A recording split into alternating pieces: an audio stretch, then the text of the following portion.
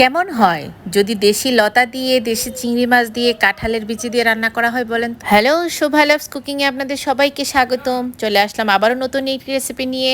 আজকের রেসিপি দেশীয় লতা দিয়ে দেশি চিংড়ি মাছ দিয়ে কাঁঠালের বিচি রান্না। উফ, দুর্দান্ত হয়েছিল। প্রথমে লতিগুলোকে সুন্দর করে কেটে নিয়েছিলাম, কেটে ধুয়ে নিয়েছিলাম। এখন লতিগুলোকে হালকা করে ভেজে নেব, একটু পুরোপুরি করে ভেজে নেব, কারণ লতিগুলো যদি না ভাজা হয় তাহলে কিন্তু গলা ধরার সম্ভাবনা থাকে। তো লতিগুলোকে সুন্দর করে আমি টেলে নিয়েছিলাম। এখন পর্যাপ্ত পরিমাণ পেঁয়াজ দিয়ে দেবো অনেকগুলো কাঁচামরিচ। যেহেতু আমি লতিটা রান্না করবো, এখানে কাঁচামরিচের পরিমাণটা অবশ্যই একটু বেশি দেওয়ার চেষ্টা করবেন। দিয়ে দিলাম পর্যাপ্ত পরিমাণ তেল, আর এখন দিয়ে দিব পরিমাণ মতো একটু লবণ। দিয়ে সবগুলো উপকরণ সুন্দর করে নেড়ে চেড়ে নেব। এখন দিয়ে দেব কাঁঠালের বিচি। কাঁঠালের বিচিগুলো সুন্দর করে কেটে নিয়েছিলাম এবং উপর থেকে খোসাগুলো ভালো করে ছাড়িয়ে নিতে হবে, না হলে কিন্তু মুখে লাগার সম্ভাবনা থাকে বা মুখে লেগে থাকে আর কি। এখন দিয়ে দিব হচ্ছে দেশি চিংড়ি মাছগুলো। আর দেশি চিংড়ি মাছ দিয়ে যদি লতাটা রান্না করা হয় তাহলে কিন্তু খেতে দুর্দান্ত লাগে। তো দেশি চিংড়ি মাছটা এখানে আমি পরিমাণটা বেশি দিয়েছি, প্রায় 1.5 কাপের মতো নিয়েছিলাম। তো এখন হলুদ দিয়ে আমি সবগুলো উপকরণ ভালো করে ভেজে নেব। এখানে আমি কিন্তু কোনো ধরনের মশলা এখনও দিইনি, মশলাগুলো এখনই দিব।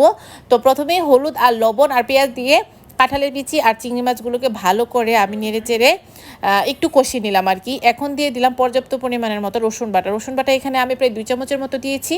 আর এখানে দিয়ে দিব 1 চামচের মতো মরিচের গুঁড়া আর 1 চামচের মতো ধনিয়ার গুঁড়া। এখানে কোনো ধরনের জিরের গুঁড়া আমি ব্যবহার করিনি। আর দিয়ে দিব আধা কাপের মতো পানি, যেন মশলাটার সাথে সবগুলো উপকরণ ভালো করে কষিয়ে আসে। এখন টালা যেই লতিগুলো রেখেছিলাম ওইগুলো দিয়ে দিব। ওইগুলো দিয়ে আমি ভালো করে কষিয়ে নেব। এখানে কোনো ধরনের পানি এখন আমি ব্যবহার করব না। আর এভাবে লতিটা রান্না করে দেখেন, অস্থির টেস্ট হয়, খুবই মজা হয়। আর লতি সাধারণত আমরা বাঙালি খুবই পছন্দ করি। আর লতি যে কোনো তরকারি ভালো লাগে, লতি দিয়ে কিন্তু শুটকিটাও ভালো লাগে। তো ভালো করে নেড়ে চেড়ে নিচ্ছি মশলাটার সাথে। তারপর যখন হালকা কষিয়ে আসবে আমি জাস্ট অল্প একটু পানি দিব। এখানে সবচেয়ে ইম্পর্টেন্ট একটা জিনিস, তা হচ্ছে লেবু। যদি আপনারা লেবু ইউজ করেন তাহলে কিন্তু লতা খেলে যে চুলকানিটা থাকবে এটা অবশ্যই হবে না। আর আমি এখানে 1 টুকরো লেবু ব্যবহার করলাম। লেবু ব্যবহার করার আমার লতিগুলো যেহেতু দেশি লতি ছিল, তাই কিন্তু এখানে কষানোর মধ্যেই কিন্তু প্রায় 80% সিদ্ধ হয়ে গিয়েছিল। তো আর আমি পানি দিয়েছি 1 কাপের মতোই, এর চেয়ে বেশি দেইনি।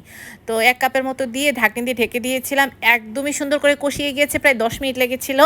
আর উপর থেকে ধনিয়ার পাতা ছিটিয়ে দিলাম অনেকটাই।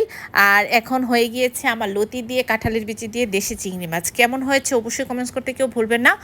আর আমার পেজে যদি নতুন হয়ে থাকেন অবশ্যই ফলো দিয়ে আমার পেজের সাথে থাকবেন আর আমাকে সাপোর্ট করে যাবেন। ইনশাল্লাহ নতুন নতুন রেসিপি দেওয়া ট্রাই করব। আজকে এ পর্যন্তই, দেখা হবে নতুন কোনো রেসিপি। আর লতি রান্নাটা কেমন হয়েছে অবশ্যই কমেন্টসে জানাবে। টাটা।